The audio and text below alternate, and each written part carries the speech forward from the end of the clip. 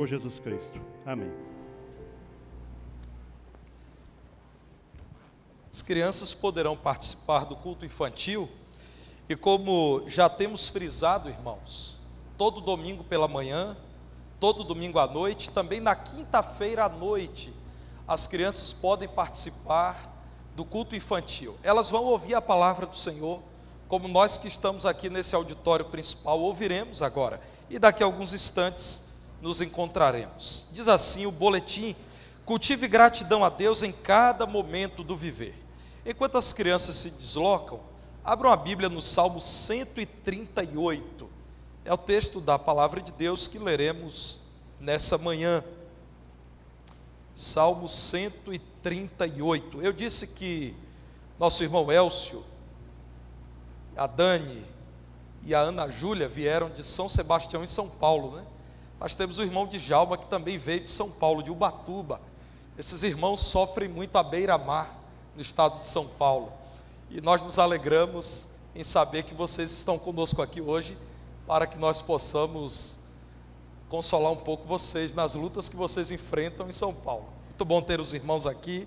Deus abençoe grandemente vocês. Irmãos, as crianças seguiram para o culto infantil. Vamos ficar em pé?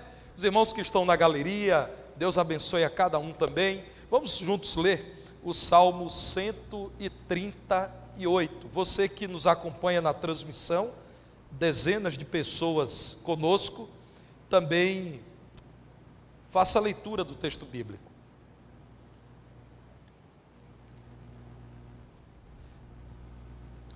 Render-te-ei graças, Senhor, de todo o meu coração. Na presença dos poderosos te cantarei louvores. Prostrar-me-ei para o teu santo templo e louvarei o teu nome por causa da tua misericórdia e da tua verdade. Pois magnificaste acima de tudo o teu nome e a tua palavra. No dia em que eu clamei, tu me acudiste e alentaste a força de minha alma. Render-te-ão graças, ó Senhor, todos os reis da terra, quando ouvirem as palavras da tua boca. E cantarão os caminhos do Senhor, pois grande é a glória do Senhor. O Senhor é excelso, contudo, atenta para os humildes. Os soberbos, ele os conhece de longe. Se ando em meio à tribulação, tu me refazes a vida. Estendes a mão contra a ira dos meus inimigos, a tua destra me salva. O que a mim me concerne, o Senhor levará a bom termo. A tua misericórdia, ó Senhor, dura para sempre. Não desampares as obras das tuas mãos. Que o Senhor nos ajude na compreensão da sua palavra, cuja meditação é intitulada Conhecer e Agradecer a Deus. Pode assentar. Nós sabemos que o livro dos Salmos apresenta-nos uma linda poesia que é utilizada no culto a Deus. Acontecia no tabernáculo, no templo, aconteceu na igreja primitiva, acontece com a igreja contemporânea, a utilização desses salmos que, basicamente, irmãos, reafirmam o caráter de Deus. Quantos salmos dizem que Ele é o grande Criador, o eterno Redentor, o Deus misericordioso, o Deus santo, o Deus que é justo, que é reto em todos os seus caminhos. Mas também fala-nos das intervenções de Deus na história do seu povo. Os salmos, tantas vezes, nos fazem lembrar do cativeiro egípcio e da saída para Canaã, de como o Senhor livrou Israel dos seus inimigos. Portanto, nós olhamos para a palavra de Deus, que é viva e eficaz, e compreendemos que esse é um hino que deve ser cantado por nós, os crentes em Jesus, hoje. Foi escrito por Davi, escritor de tantos salmos, no momento em que Davi se viu cercado por inimigos que não desejavam a reunificação do povo de Deus. Queriam enfraquecer o povo de Deus, mantendo a divisão entre reino do sul e reino do norte. Davi entendia da parte do Senhor que as 12 tribos deveriam viver juntas e queria reinar sobre todo o povo de Deus. É nesse contexto em que Davi, falando da sua dificuldade, reconhece a fidelidade de Deus, recordando os vários momentos da sua vida em que ele pôde conhecer a grandeza de Deus, e por isso agora, nesse hino, agradece ao Senhor com alegria e com a empolgação que vocês veem no versículo 1. Vejam o que Davi diz, irmãos: eu te renderei graças, Senhor, de todo o meu coração. Talvez você esteja acostumado com esse texto e já não perceba o que Davi está dizendo. Davi diz: Senhor, há momentos em que eu rendo graças ao Senhor, como que formalmente, ou sem compreender toda a tua grandeza. Hoje não. Hoje, recordando quem o Senhor é e tudo que o Senhor tem feito, eu quero que não haja nenhum milímetro em todo o meu ser que não seja ocupado por grande gratidão ao Senhor. É de todo o meu coração que eu quero te render graças, e farei isso até mesmo na presença dos poderosos. Povos como os filisteus estavam vigiando Davi, queriam derrotar Davi e se apossar do povo de Davi. Davi disse: se for preciso, na presença de todos esses poderosos, muito especialmente dos filisteus, mas também dos amorreus, eu quero render graças ao Senhor e dizer que existe um Deus que eu reconheço como o meu Deus, a quem devo dar graças.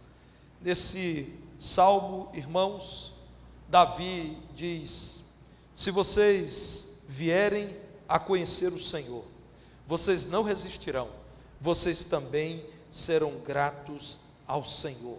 Vejam o versículo 4, quando Davi diz: quando ouvirem as palavras da tua boca, cantarão os caminhos do Senhor, pois grande é a glória do Senhor.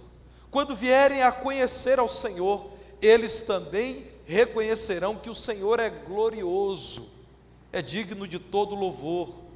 Existe aqui uma pedagogia, a pedagogia que é carina a ciência da educação e do ensino. Qual é a pedagogia de Davi? Estude a história do povo de Deus, conheça o caráter de Deus. Conhecendo-o, você irá agradecer. Meus irmãos, os professores que estão aqui, como a Cássia, e eu estou falando só das professoras da família Ferreira, sabem que há momentos no processo ensino-aprendizado que os alunos abrem a boca, não é, Cássia?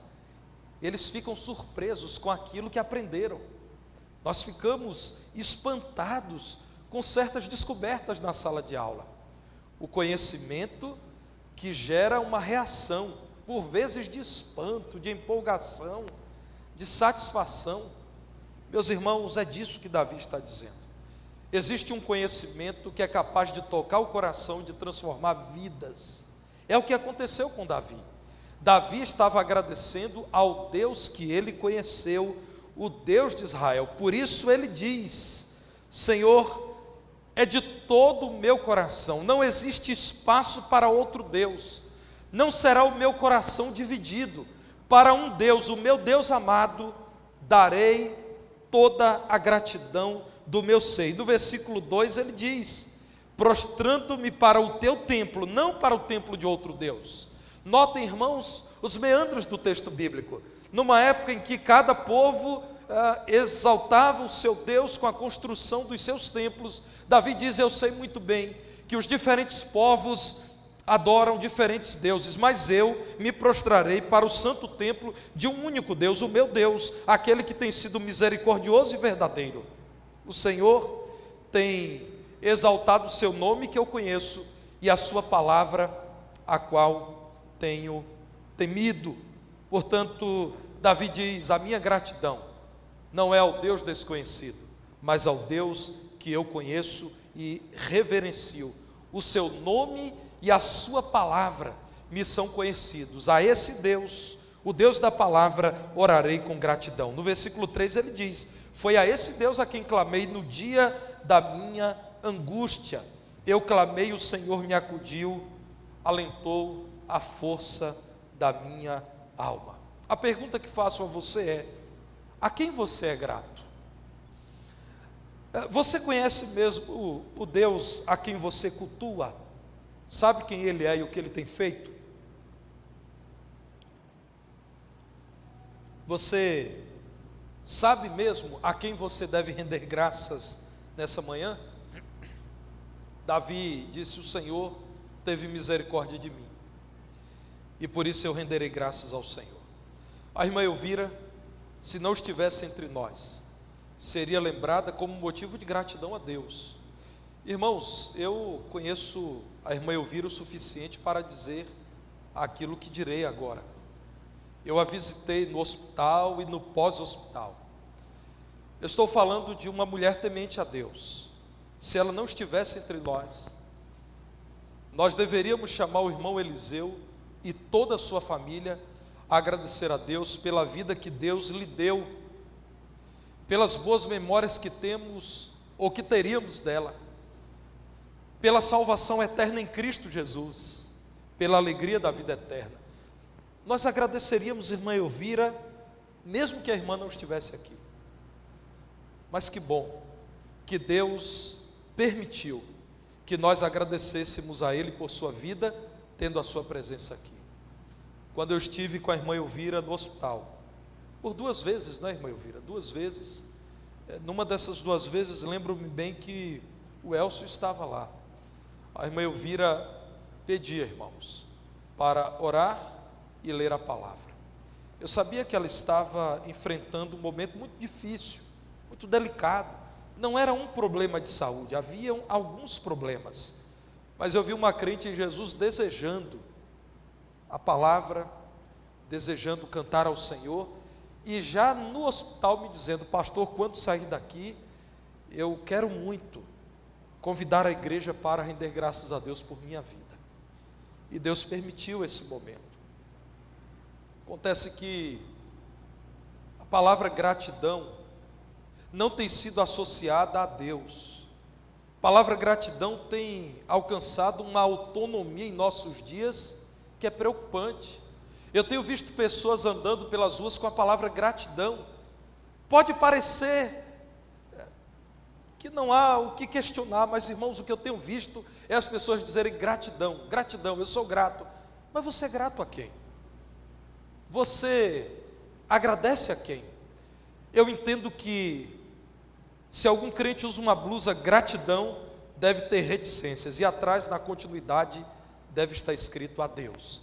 Irmãos, eu não farei como um ímpio, que reconhece graça em tantos momentos dessa vida, mas não sabe a quem agradecer ou não quer reconhecer que deve agradecer a Deus. A nossa gratidão ao Deus Criador e sustentador da vida. Não existe outro a quem damos graças nessa manhã. Nós o conhecemos e a Ele agradecemos. A gratidão a Deus, portanto, deve ser conhecida por outros. Há pessoas, irmãos, que de fato ainda não se deram conta da existência de um Deus grandioso, de um Senhor. Estão cegos do ponto de vista espiritual. Então a palavra do Senhor nos mostra Davi compartilhando a sua fé, para que pessoas que o conheciam pudessem também render graças a Deus, ou pessoas que vivenciavam as lutas que ele vivenciou, pudessem também agradecer a Deus. Irmãos, Davi não nega, essa vida é uma vida de aflições. Davi não nega, essa vida nos apresenta surpresas desagradáveis. Por isso ele diz no versículo 3, o Senhor me acudiu. Vejam, irmãos, quando ele diz no versículo 6, Deus atentou para um humilde como eu, porque havia soberbos à minha volta. Davi diz em meio à tribulação no versículo 7, tu me refazes a vida. Nenhum crente que tem se aprofundado na palavra de Deus professará uma teologia infantil, uma teologia superficial, humanista, que diz que para o cristão não existem perdas nessa vida. Irmãos, se algum cristão diz que não perdeu coisa alguma nessa vida, está dizendo que essa vida é o céu, mas esse mundo não se compara ao céu, o céu é muito melhor. Somente uma teologia extra-bíblica negará que crentes enfrentam tribulações nessa vida, que crentes enfrentam perdas e decepções, que crentes também choram, que crentes também lidam com as madrugadas longas de perturbação interior, de preocupação, de ansiedade. Crentes também lidam com boletos para os quais ainda não tem dinheiro para pagar. Nunca negamos isso. O mais honesto dos livros que o homem já pôde conhecer, a Bíblia, apresenta-nos o vitorioso rei Davi dizendo: eu tenho enfrentado tribulações, mas conheço Deus que me refaz o viver enquanto enfrento tribulações. É o Senhor quem me livra dos meus inimigos. Davi dizendo: eu tenho inimigos. Meus irmãos, vivendo nesse mundo mau, em que, como diz a palavra do Senhor, aquele que se levanta contra tudo que se chama Deus, a antiga serpente Satanás, que está ao nosso derredor bramando como leão, buscando a quem possa tragar, nesse mundo mau, com a ação do inimigo maior de nossas vidas, sob a influência da nossa carne, lidando com o ser humano imperfeito e pecador como é, não é possível que os crentes não enfrentem tribulações. Na verdade, irmãos, o Evangelho não fala da ausência de tribulações, mas fala da presença de Deus em nosso viver em meio às tribulações. O Evangelho não nos garante a ausência de problemas, mas fala-nos de um consolo extraordinário em meio aos problemas, e esse consolo mora em nós, que é o Espírito de Deus habitando os crentes. Davi sabia disso tudo, por isso desejou testemunhar da sua gratidão ao Senhor. Nesse mundo mau, angustiado e cercado de inimigos, vejam o que Deus tem feito por minha vida. Por isso Davi diz: eu quero testemunhar, eu quero render graças ao Senhor diante de todos os reis da terra. Versículo 4: quando eles ouvirem acerca dessas coisas, então eles também cantarão o caminho ou os caminhos do Senhor. Davi desejou, irmãos, ver os seus colegas, reis, monarcas, também conhecendo Deus a quem o rei precisa temer, e conhecendo, poder agradecê-lo. Nós nessa manhã com alegria compartilhamos mais uma vitória, a vitória que o nosso Senhor e sustentador concedeu à nossa irmã Elvira, e é um prazer publicá-lo. Fizemos isso quinta-feira passada também, quando publicamos a nossa gratidão ao Senhor pela formatura da irmã Fabiana. Fizemos isso dias atrás, quando publicamos a nossa gratidão ao Senhor pela formatura do irmão Sander. Queremos em breve falar da nossa gratidão ao Senhor pela vida da irmã Maria Gualberto, que prepara-se para passar por uma cirurgia amanhã. Irmã Maria, estamos orando e a igreja estará em oração, mas nós queremos ter aquele momento para render graças a Deus por sua vida que é tão preciosa para nós. Irmãos, certa vez, um pregador que não estava tendo sucesso no seu trabalho de pregador da palavra, procurou um pastor muito experiente e questionou aquele pastor mais experiente por que ele, pastor mais jovem, não estava conseguindo atrair pessoas e influenciar pessoas. E o pastor mais idoso disse-lhe: eu posso te ouvir no próximo domingo, quando você estiver diante da sua congregação? O pastor mais jovem disse: claro que sim, pastor, me ajude. Há algum problema em mim, eu não sei o que é. Eu prego, mas a congregação não responde, as pessoas não permanecem na igreja, eu não vejo resposta àquilo que eu prego. E aquele pastor idoso tomou a sua bengala, calmamente chegou ao local do culto no domingo, sentou e ouviu o pregador. Ouviu todo o sermão atentamente. Ao final do culto, o pastor mais jovem, ansioso, disse: pastor, o que é que o senhor me diz? E ele disse: meu filho, há pessoas que pregam a mentira como se fosse verdade. Você prega a verdade como se fosse mentira. Você é ortodoxo, você prega a doutrina correta, você não comunicou nenhuma heresia, você está fundamentado nas Escrituras, mas você prega a verdade sem vibração, sem convicção, que contagia as pessoas. Parece que você está cumprindo um dever que não é parte da sua vida, você não apresenta aquilo que Deus tem feito em sua vida. Pregue a verdade como verdade, não pregue a verdade como se fosse uma mentira. Nós os crentes dizemos o tempo todo: Deus é grande, segundo a vontade dEle, Ele nos responde às orações, no tempo dEle, ao modo dEle. Nós dizemos que há muito pelo que agradecer ao Senhor, mas irmãos, nós temos feito isso com regularidade, com intensidade, a ponto de dizer às pessoas: é para valer. Nós cremos mesmo nisso, que o Senhor deve ser alvo da nossa gratidão todo o tempo, porque respiramos o ar que Ele nos dá, porque se a vida acabar aqui agora, estaremos com Ele eternamente nos céus, o que é muito melhor, porque recebemos o seu Espírito, porque somos parte da igreja, porque temos segurança eterna naquele que nos redimiu no Calvário. Irmãos, precisamos pregar a verdade como verdade. Eu não estou dizendo aos irmãos que o pregador deve se transformar num showman, não é isso. Eu estou dizendo que ele precisa pregar a palavra, como quem crê e como quem vive, como quem pode dizer da sua própria vida, da aplicação dessas verdades. Nessa manhã eu me alegro muito, porque a irmã Elvira está dizendo com a sua presença aqui: eu quero agradecer ao Senhor, quero que todos saibam da gratidão ao Senhor, quero que outros também se animem em meio às suas tribulações. Por exemplo, a nossa irmã Maria, como eu já disse, que passará por cirurgia amanhã. Como é especial, irmã Maria, olhar para o lado e dizer: olha, a irmã Elvira também precisou passar e está aqui hoje agradecendo ao Senhor. Irmã Elvira, esse testemunho é importante na vida da igreja. Quando um crente em Jesus fala das suas dores, ele está de algum modo ajudando a sarar aqueles que estão sofrendo também. Quando um crente em Jesus fala da sua vitória, ele está dizendo a outros: também se preparem, Deus em sua graça concederá vitórias a outros, porque Deus não é o meu Deus em particular, é o Deus de todo o seu povo.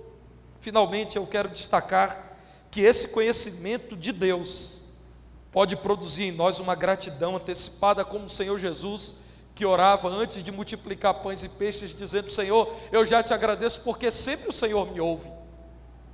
Meus irmãos, Davi conhecia o Deus misericordioso.